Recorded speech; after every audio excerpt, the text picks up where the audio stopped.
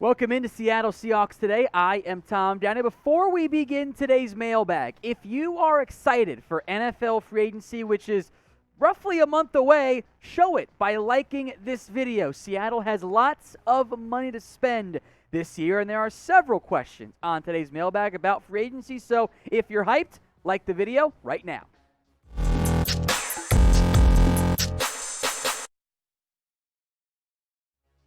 Remember, folks, if you want to be a part of these mailbags, use hashtag Seahawks in the comments section to get on future mailbag videos. Just makes it easier for us to find various questions here on the channel. First up from the Boskin. Do the Hawks bring in Orlando Brown to be Russ's blindside protector for the future, or do they make any big move on the O-line this year? To begin with Orlando Brown, I would love to get him. I think he's a fantastic left tackle. He's shown he can play both the left side and the right side of the offensive line. I would love to get him on the roster. And he played very well last year for the Kansas City Chiefs. The issue here, he played well for the Chiefs. Why would they let him leave, right? I would expect Brown to, at minimum, be franchise tagged by the organization, the Chiefs, and then, you're not going to trade for him. That doesn't make sense for any parties involved. And in the end, he sticks around in KC for at least a few more years. As for the entire offensive line, I would say at minimum they're going to roll it back with a lot of their key guys. You might bring back like Brandon Shell, probably will bring back Dwayne Brown on the cheap, could re-sign one of your centers. I don't know about big move, but I would be surprised if they didn't add somebody via free agency or the draft to the O-line, because let's be honest, you need one of those guys, or you need some help on that offensive line. You weren't good enough and haven't been good enough past couple of years. Next up from It's Your Boy, or however you pronounce the X in there. If you had to choose to bring back one of Quandre Diggs or DJ Reed, it's a good question. You guys know that I want to bring both of them back to the organization. I think short term, the better player right now is Quandre Diggs. He's awesome free safety. Long term, given Diggs' age and the positional need, I would wonder if DJ Reed might make more sense. You can afford both of them. I would think Diggs is a little bit more likely to be the one the Seahawks end up picking, but they both played really well last year. Now, Diggs was the playmaker, 7 pass breakups, 5 interceptions, which is kind of crazy there. But I thought DJ Reed played really well at corner. And I know Diggs wants to cash in, and I know Reed wants to cash in, because this is Diggs' last shot at getting a big-time contract and Reed's first shot at getting a contract. So they're not going to leave a bunch of money on the table, I wouldn't think. So you might have to pick one of them, or you might choose to only pick one of them.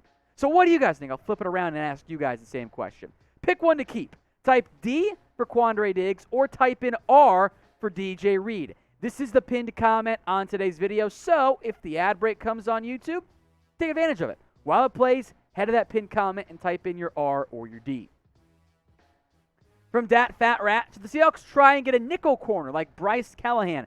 Of the potential nickels, that's a fantastic name. He's been a really good player in the NFL for years now with both the Bears and, of course, most recently, the Denver Broncos. Now, Callahan did miss some time last year. Injury a factor in that, only played in 11 games. I would wonder if the presence of Sean Desai could help a little bit. The scheme that Desai ran for the Bears is similar to the one the Broncos have ran. Some overlap there, so I'm intrigued by that idea. The money might be a bit of an issue, but you could move Marquise Blair Ugo-Amadi back to safety.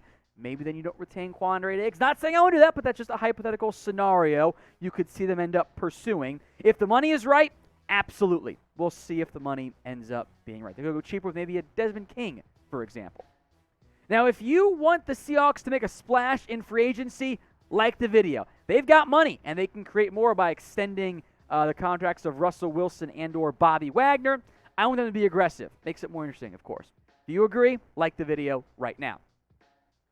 From Amateur Bandit, which position is the most important for the Seahawks to address this offseason outside of all of them? Well, we did a similar video, which was team needs for Seattle. I went with corner. Right now is the number one need because of their own free agents. After you take care of that, could be a position like offensive line. There will be plenty of areas Seattle can go address via free agency or via the NFL draft. We've addressed a lot of those potential targets with previous videos on the channel. So if you didn't watch the one that looks like those, Well, A, make sure you're subscribed, and then go check out those videos. We'll make sure those get linked in the comment section and in the description as well, those 3 specific videos. So again, if you haven't already, folks, hit that big red button and subscribe today for more free Seahawks videos. From Redberg79, what if, when Pete Carroll retires, Sean Payton happens to be ready to coach again? Is it crazy to think Payton could be the next Seahawks head coach? I don't know. I don't think it's crazy that it's a possible outcome. I know Payton, the Seahawks have been linked to Payton. I had heard when he first decided to retire. Now they didn't change, so didn't work. Timing didn't work out at all.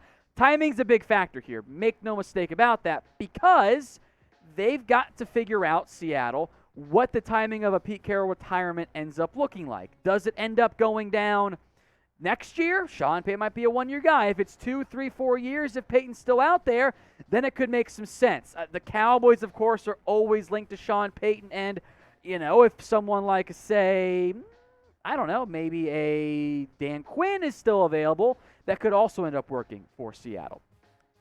From Hibbos is the best. What's one free agent the Seahawks shouldn't retain this offseason? Good question. Lots of different routes you can end up going here. I am looking at Brandon Shell, and not hating on Shell, the player. He was fine in Seattle. But I feel like if you just re-sign Shell, you're not going to be better enough on the offensive line. So if you bring him back on a cheap one-year deal, I'm, of course, not going to complain. But I think it's more of what that signing would indicate, that you feel good about the offensive tackles. You're not going to bring in somebody new necessarily to really compete at the right tackle spot. Maybe Jake Curran's your guy. That's cool.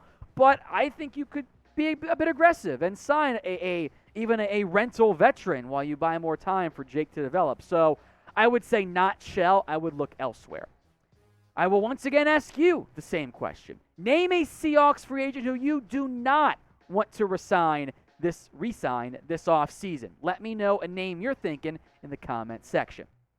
While you're down there, click the link for chatsports.com/Seahawks combo. The t-shirt 2-pack is still 25% off. This has been one of the best selling items in ever on Fanatics. So if you haven't already, go get yours today. It's in the comments and the description at chatsports.com/Seahawks combo.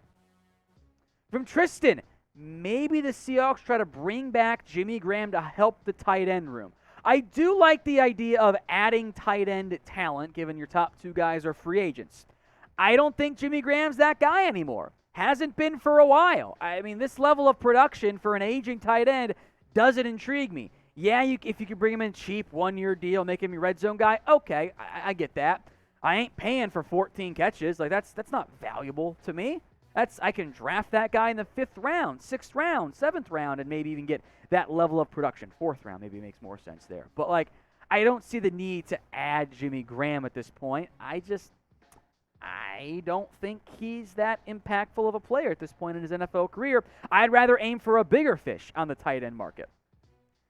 Andrew Wynn, hope you pronounce it Wynn. I know there's some different pronunciations there, but I would assume it's Wynn, Andrew. If I'm wrong, yell at me in the comments. I apologize. Can we make it to the Super Bowl next year? If you have Russell Wilson and he's healthy, you're always going to be a contender. Now, does that mean you're guaranteed to make it? No, of course not. You haven't been back in a while. But if Russ is under contract, and especially if they restructure his deal to pay him less in terms of his cap hit this year, you're going to be a contender. So I think it's possible playoffs might be where you start in terms of making your push. So will Seattle make the playoffs next year? Type in Y for yes, they will, or type in N for no, they will not. Make your early predictions, your way too early predictions, right now in the comment section. Javier, should the Hawks sign a better tight end or another wide receiver? I'd be looking at tight end. Now, I'll get to some receivers here in a second, but Will Dissly is a free agent. Gerald Everett is a free agent. There are some good tight ends this year. You could go big, expensive guys. Dalton Schultz, the guy I mentioned earlier, Mike Gesicki. That'd be a nice target for them. Go cheaper names. You could see if Gronk wants to come play. Probably not. You could go after an O.J. Howard, David Njoku. There's a lot of tight ends this year. You need a tight end 1 and a tight end 2 as your roster currently sits, or at least a tight end 1 if you want to make Parkinson your tight end 2. Receiver, looking for more of a receiver 3 or 4, depending on how you feel about D. Eskridge right now. And there are some potential candidates there. You go veterans, Jamison Crowder, Emmanuel Sanders, Sammy Watkins. Younger guys, Alan Lazard, Jalen Guyton. Might have to get creative with how you acquire those two guys with their current RFA stuff and whatnot. So I would look cheap receivers. Sure, especially if you don't like Freddie Swain or D. Eskridge. Tight ends, I'm looking big and for a starter. From Clarence Blizzard, or maybe just Clarence Blizzard, I'm not sure how the capital R is thrown on me. Why haven't Seattle brought in Kam Chancellor for a DB assistant coach and keep AP as the running backs coach? For both of them, do they want to coach right now? Pete Carroll had asked Adrian Peterson about being a coach. Peterson didn't really answer. Peterson wants to keep playing. As for Kam Chancellor, I know that he would, as a DB assistant coach, yes, I'm all in. I'm fine with that. I don't know if he wants to coach. He hasn't shown that much interest from what I've seen in the past, so maybe they just don't want to be coaches right now. Maybe they like just being retired and whatnot, or at least for Kam Chancellor's side. From Seahawk on Sun. I think that's how it's there. Seahawk on Sun? Yeah, sure. How much faith do you have in our new coaching staff, and how much of a difference will it make? I like some of the hires, not all of them. The defense really did a good job of not breaking the red zone, but they were on the field forever. They couldn't get off drives until the red zone. They allowed a ton of yards. I love the Sean Desai, Carl Scott hires. Didn't love Clint Hurt as much, but the other two, I think, make up for it in terms of helping out a younger, new DC. Offensively, I think you just got to find a way to run your offense a bit more effectively. In the end, this really comes down to how do you feel about Pete Carroll. This is still his team. If you like Pete Carroll, they'll be fine. If you don't, you might be a little bit concerned.